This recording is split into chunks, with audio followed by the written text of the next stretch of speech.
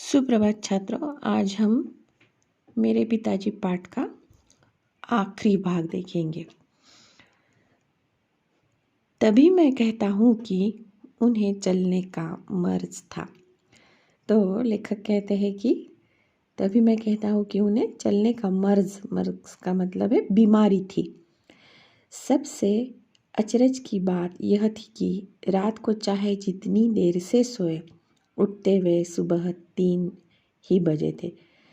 तो सबसे आश्चर्य की बात यह थी कि भले वे रात देर से सोते थे, पर वे सुबह उठते 3 बजे ही थे। उनका कहना था कि नींद लंबाई नहीं, गहराई मांगती है।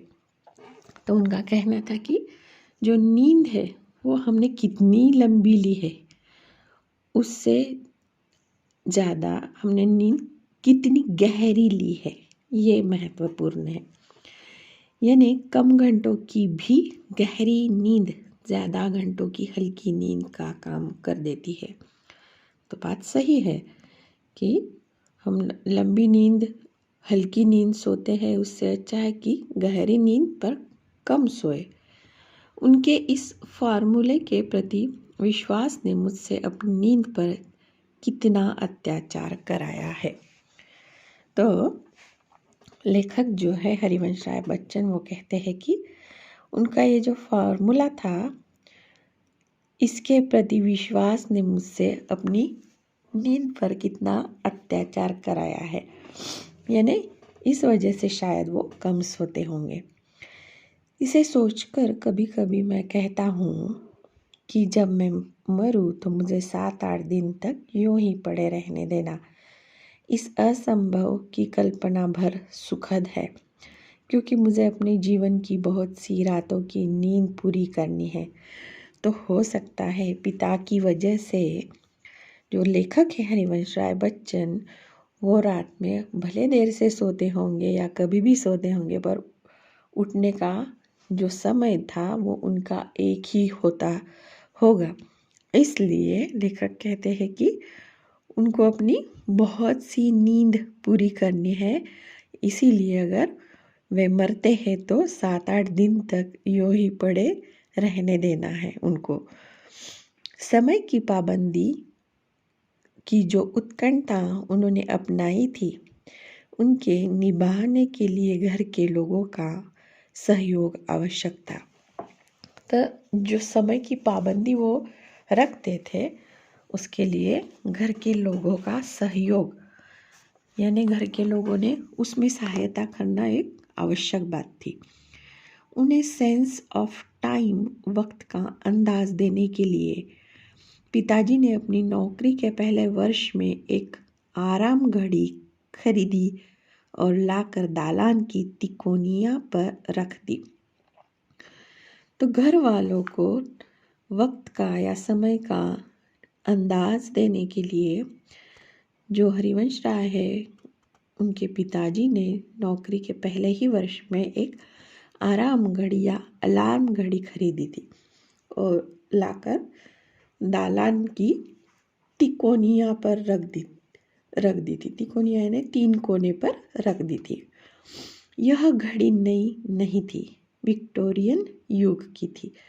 तो यह घड़ी नई नहीं थी, तो विक्टोरियन युग की थी, यानी बहुत पुरानी थी और पायोनियर के दफ्तर में बहुत दिनों से काम दे रही थी और उनके पिताजी के ऑफिस में वे बहुत दिन से अपना काम कर रही थी। वहाँ वह कंडम यानी बेकार माल की तरह निकाल दी गई, तो पिताजी ने शायद 2 रुपए में ले ली।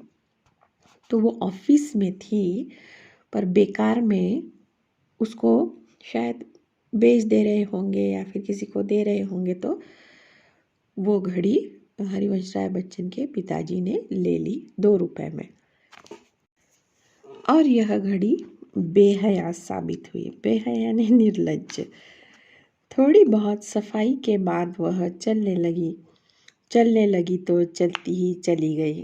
थोड़ी बहुत सफाई करने के बाद या ठीक करने के बाद वो चलने लगी और ऐसे ही चलती गई, तो बस रुकने का नाम ही नहीं लिया। 7वें दिन उसमें चाबी देनी पड़ती, वह अलार्म भी बजाती। उसके कभी घड़ी साज के यहाँ जाने की मुझे याद नहीं। घड़ी साज यानी घड़ी ठीक करने वाला, या घड़ी की दुकान में वो कभी लेकर नहीं गए उसको। तिकोनिया और खाली, इसकी कोई तस्वीर मेरे दिमाग में नहीं। मेरे पिता के जीवन पर्यंत वह चलती रही। तो ये जो घड़ी थी वो जब तक उनके पिताजी थे तब तक वो चलती रही। उनकी मृत्यु को लगभग 30 वर्ष होने आए हैं, अब भी वह चल रही है। तो पिताजी के मृत्यु के बाद भी वो चल ही रही है। मेरी बड़ी बहन के लड़के रामचंद्र, जो फुटबॉल के अखिल भारतीय प्रसिद्ध खिलाड़ी है, उसे अपने नाना की एक निशानी के रूप में ले गए थे। तो जो रामचंद्र थे वो उस घड़ी को अपने नाना के स्मरण में वो घड़ी लेके गए थे। मैं जब कभी राम के घर जाता हूँ, हीर फिर कर मेरी आँख उस घड़ी पर जा टिकती है। राम यानी रामचंद्र। तो लेखक कहते हैं कि जब मैं उनके घर जाता हूँ तो मेरी आँखें उस घड़ी पर ही जाकर टिकती है। हमारे घर में कितने जन्म, मरण, शादी, ब्याह, भोज महोत्सव उसने देखे हैं। तो ये घड़ी ने बहुत सारे उत्सव उनके घर में देखे थे। कितने हर्ष, विषाद यानी दुख, अश्रु, हास, वाद विवाद, कितने क्रोध, कलह, रोदन यानी रोना, गायन, श्रम, संघर्ष की वह साक्षी रही है। तो घर में जो चलता है, हंसना, गाना, खेलना, रोना, गुस्सा, झगड़े, ये सब बातों की वह साक्षी है वो घड़ी। मेरी माँ अक्सर कहती थी कि नाम तो एक आराम घड़ी है, पर नई खुद आराम करते हैं, न केहू का आराम करे देते हैं। तो उनकी माँ कहती है कि नाम से तो ये आराम घड़ी है, पर खुद भी आराम करती नहीं है और दूसरों को भी आराम करने नहीं देती है। आराम घड़ी नाम ऐसी घड़ियों को शायद इसीलिए दिया गया होगा कि ये एक जगह रख दी जाती है। तो लेखक का कहना है कि शायद आराम घड़ी उसे इसलिए कहते होंगे कि वो एक ही जगह पर पड़ी रहती थी। अलार्म से आराम आया हो तो भी कोई अचरज की बात नहीं। पर लेखक ये भी कहते हैं कि हो सकता है अलार्म ये शब्द का लोगों ने आराम कर दिया हो, तो वैसा भी हो सकता है। कभी कभी आराम का आ भी छोड़ दिया गया है और ऐसी घड़ियों को मैंने लोगों को राम घड़ी भी कहते सुना है। तो ये जो घड़ी में आराम शब्द आया है तो लोगों ने कभी कभी आ शब्द भी छोड़ दिया है और उसे राम घड़ी भी कहते सुना है।